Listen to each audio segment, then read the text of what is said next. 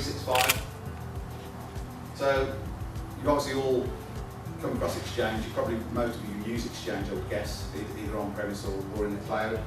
SharePoint, how many of you use SharePoint? No, okay. So Exchange is messaging, SharePoint is primarily document collaboration, and Lync. Has anybody heard of Lync? The best thing they do. We were probably talking about Lync yesterday as the sort of unsung hero of the Microsoft portfolio, really, and that gives you real-time communication. So if you use Skype as a good example, think about Lync as Skype for business. You know, business grade, business quality, unified communications, messaging, video, telephony. That's an add-on to Exchange. And then Office itself, as in the traditional desktop product, Excel, PowerPoint, Word, OneNote. So all those services are available on a pay-as-you-go subscription model, direct from Microsoft, working with partners like Adept4.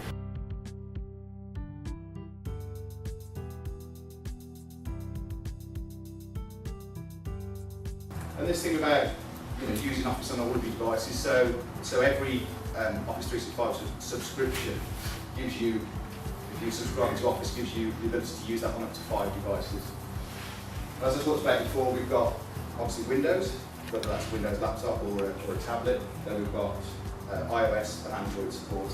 So the goal is to have the same functionality across all of the devices, really. So whether you're out of the office, travelling on the train, you want to use your Android phone or your Android tablet to access your spreadsheets or your email, then the experience should be as good as if you're sitting in the office using Windows. And that's what's driving the Microsoft development.